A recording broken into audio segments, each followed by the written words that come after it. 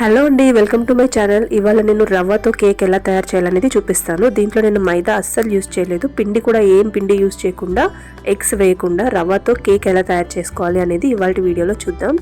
చాలా యమ్మీగా వచ్చింది. ఎలా చేశానో చూపిస్తాను. ముందుగా ఒక బౌల్ తీసుకొని 1 కప్ రవ్వ తీసుకోవాలి. మామూలు సూజీ ఇది, అంటే బొంబాయి రవ్వ అంటాం కదా, అది అనమాట. ఒక 1/2 కప్ పెరుగు, అలాగే ఇంకొక 1/2 కప్ పాలు తీసుకోవాలి. పెరుగు చాలా పుల్లగా ఉండకూడదండి, నార్మల్ పెరుగు ఉండాలి. సో ఇవన్నిటిని బాగా మిక్స్ చేసుకోండి. రూమ్ టెంపరేచర్లో ఉండాలి, అంటే కూల్గా ఉండకూడదు. దీని ఒక 10 మినిట్స్ నేను ఇలా రెస్ట్ చేసేసి 10-15 మినిట్స్ పక్కన పెట్టేసి తర్వాత ఓపెన్ చేసి ఇలా చూస్తే గట్టిగా అయిపోయింది. దీంట్లో నేను ఒక 1/2 కప్ షుగర్ని పౌడర్ చేసి పెట్టుకున్నాను. ఈ పౌడర్ చేసిన షుగర్ని యాడ్ చేసుకోవచ్చు. మీరు టేస్ట్ చేసి చూడండి. నేను ఇక్కడ 1/2 కప్ షుగర్ని పౌడర్ చేశాను. ఈ షుగర్ నాకు సరిపోయింది. మీ కనుక షుగర్ సరిపోకపోతే ఇంకొక 2-3 స్పూన్స్ ఆఫ్ షుగర్ పౌడర్ వేసుకోండి. మన టేస్ట్ బట్టి మనం షుగర్ పౌడర్ వేసుకోవాలి. దీంట్లో చూడండి, ఇలా కలుపుతూ ఉంటే ఇలా పల్చగా అయిపోతూ ఉంటుంది కదా. ఇది కొంచెం వాటరీ లైట్గా పల్చగా ఉన్నట్టు అనిపిస్తుంది షుగర్ పౌడర్ వేయగానే. మనకి టేస్ట్ చేసి చూస్తే తెలిసిపోతుంది షుగర్ ఎంత సరిపోయింది అనేది. నాకైతే ఇప్పుడు టేస్ట్ చేశాక కరెక్ట్గా ఉందనిపించింది. ఓకే, నేను దీంట్లో 2 టేబుల్ స్పూన్స్ ఆఫ్ గీ వేస్తున్నాను. అంటే మన నెయ్యి ఉంటుంది కదా, అది ఒక 2 టేబుల్ స్పూన్స్ వేస్తున్నాను. వేసేసి బాగా కలిపేసుకోండి. మీరు ఇవన్నీ కూడా మనకి వేడిగా చల్లగా ఉండకూడదు, నార్మల్ రూమ్ టెంపరేచర్లో ఉండేవే వేసుకోవాలి. ఎప్పుడైనా మనం కేక్ చేయడానికి రూమ్ టెంపరేచర్వే వాడాలన్నమాట. సో నేను దీంట్లో కొంచెం వెనిలా ఎసెన్స్ యూస్ చేస్తున్నాను. మీ దగ్గర వెనిలా ఎసెన్స్ లేకపోతే ఇలాచీ పౌడర్ ఉంటుంది కదా, అది కూడా మనం వేసుకోవచ్చు. షుగర్తో పాటు గ్రైండ్ చేసుకొని వేసుకుంటే బాగానే ఉంటుంది. ఇక్కడ చూడండి, నేను ప్రీహీట్ చేస్తున్నాను ఓవెన్ని 150 డిగ్రీస్కి. ప్రీహీట్ ఎలా చేయాలనేది నేను ఇంతకుముందు వీడియోలో చూపించాను. నేను అది కావాలంటే లింక్లో పెడతాను, అక్కడ చూడండి. దీంట్లో ఒక 1 teaspoon of baking soda వేస్తున్నాను. Baking soda, only baking soda వేసుకోవాలి, బేకింగ్ పౌడర్ అవసరం లేదు.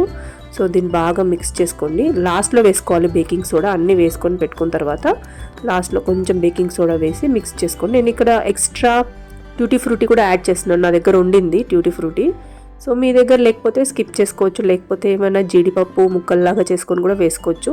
ఇది ఎలాగో ఏమైందంటే నేను కేక్ చేశాక మొత్తం కిందకి వెళ్ళిపోయింది, అంటే బాటంలోకి వెళ్ళిపోయింది. సో మనం మిడిల్లో కూడా వేసుకోవచ్చు. కేక్ చేసేటప్పుడు మిడిల్లో తీస్తాం కదా, ఒకసారి తీసి చూసి పైన అలాగా వేసేసుకోవచ్చు. నేను ఇక్కడ 7 ఇంచ్ టిన్ తీసుకుంటున్నానండి. 7 ఇంచ్ టిన్కి బటర్ పేపర్ వేసి పెట్టాను ఆల్రెడీ. సో ఈ బ్యాటర్ అంతా వేసేసుకొని ప్రీహీట్ అయిన అవెన్లో పెట్టి బేక్ చేసుకోవాలి. సో చూడండి, దీంట్లో బ్యాటర్ అంతా వేసిన తర్వాత ఇప్పుడు నేను చూసినట్టయితే ప్రీహీట్ అయిపోయింది అవన్. నేను ఒక అల్యూమినియం ఫాయిల్ తీసుకొని దీన్ని కవర్ చేస్తున్నాను.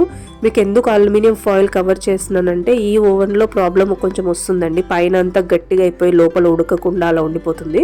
సో నేను ఎప్పుడైతే ఇలా చేశానో అప్పటి నుంచి నాకు కొంచెం బాగా బేక్ అవుతున్నట్టు అనిపించింది.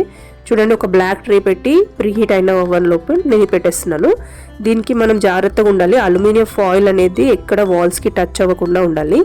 40 మినిట్స్ టైం ఇచ్చేసి నేను ఇప్పుడు స్టార్ట్ నొక్కేసాను. చూడండి, కన్వెక్షన్ మోడ్లో ఒక 30 మినిట్స్ బేక్ అయిన తర్వాత ఓపెన్ చేసి చూస్తున్నాను ఎలాగుందనేది.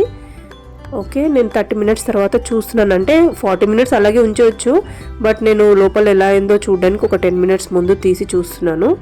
సో ఇప్పుడు నేను ఫాయిల్ తీసేసి పైన అంతా కొంచెం పచ్చిగా ఉన్నట్టుంది కదా, ఫాయిల్ తీసేసి దీన్ని ఇంకొక 15 మినిట్స్ ఆర్ 12 మినిట్స్ పెట్టేస్తాను, అంటే కంటిన్యూ చేస్తాను. మొత్తం నాకు బేక్ అవ్వడానికి 40 మినిట్స్ అయిందండి. సో చూసినట్టయితే ఇది ఇక్కడ పాజ్లో ఉంది కదా, నేను తీసిన తర్వాత మళ్ళీ దీన్ని పెట్టేసి మళ్ళీ క్లోజ్ చేసేసి అదే స్టార్ట్ చేస్తున్నాను. సో టోటల్లీ నాకు 40 మినిట్స్ అయింది బేక్ చేయడానికి. చూడండి, అయిపోయిన తర్వాత కేక్ అనేది చాలా చాలా బాగా వచ్చింది.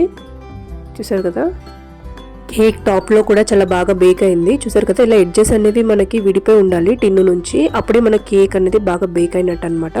చూడండి, ఇక్కడ నేను చెక్ చేస్తున్నాను, చాలా బాగా బేక్ అయింది కేక్. మీరు కూడా తప్పకుండా ట్రై చేసి చూడండి. దీంట్లో ఎలాంటి మనము మైదా పిండి ఇంకా ఎగ్స్ ఇలాంటివి యూస్ చేయకుండా ఎగ్లెస్ రవా కేక్ అనమాట. ఇది చాలా బాగుండింది. ఫస్ట్ టైం ట్రై చేశాను, బాగా వచ్చిందని చెప్పి సెకండ్ టైం మళ్ళీ ట్రై చేసి మీకు చూపిస్తున్నాను. మీరు కూడా తప్పకుండా ట్రై చేసి చూడండి. కేక్ ఇలా బాగా చల్లగా అయిపోయిన తర్వాత దీన్ని ఇప్పుడు డిమోల్డ్ చేసి చూపిస్తున్నాను. చూడండి, నేను బాగా చల్లగే వరకు అయితే వెయిట్ చేయను, నాకు చూడాలనిపిస్తూ ఉంటుంది కేక్ ఎలాగొచ్చింది అనేది. చూడండి చాలా బాగా వచ్చింది. ట్యూటీ ఫ్రూటీస్ అన్ని కిందకి వెళ్ళిపోయాయి. టాప్లో వేసిందంతా మొత్తం మన బాటంలోకి వెళ్ళిపోయింది. అందుకని మీరు 30 మినిట్స్ టైం ఉంటుంది కదా, 30 మినిట్స్ టైం అయిపోయిన తర్వాత ఒకసారి ఓపెన్ చేశాను కదా ఇందాక, ఆ టైంలో మీరు కనుక తీసి పైన ట్యూటీ ఫ్రూటీస్ అన్నా లేకపోతే ఏదైనా మనకు కావాల్సిన జీడిపప్పు అలాంటివి ఏమైనా వేసుకున్నా కూడా చాలా బాగుంటుంది. ఇది బెంగళూరు బేకరీ అంటే అయ్యంగార్ బేకరీస్లో దొరుకుతుంది ఇలాంటి రవ్వ కేక్. సో చాలా చాలా టేస్టీగా ఉంటుంది. మీరు కూడా తప్పకుండా ట్రై చేయండి. పిల్లలకి మనం ఇలాంటివి పెడితే మనకు కూడా హెల్తీగా పెట్టిన ఫీలింగ్ వస్తుంది. అండ్ ఆల్సో మైదా లేకుండా కేక్ అని వాళ్ళకు తెలీదు. చూడండి ఎంత సాఫ్ట్గా ఉందో, చాలా టేస్టీగా ఉండింది. మీరు కూడా తప్పకుండా ట్రై చేసి చూడండి. ఎలాగొచ్చింది అనేది కింద కమెంట్ సెక్షన్లో నాకు చెప్పండి. ఇక్కడ వరకు కంప్లీట్గా నా వీడియో చూసిన వాళ్ళకి థ్యాంక్ యూ అండి. Thank you so much for watching my video. మీకు కనుక ఈ వీడియో నచ్చినట్టయితే ప్లీజ్ లైక్ చేయండి, షేర్ చేయండి. అండ్ మీరు సబ్స్క్రైబ్ చేసుకోకుండా ఈ వీడియో చూస్తున్నట్టయితే ప్లీజ్ సబ్స్క్రైబ్ కూడా చేసుకోండి. Thank you so much for watching my videos అండి. See you in my next video. Until then take care. Have a nice day. Bye.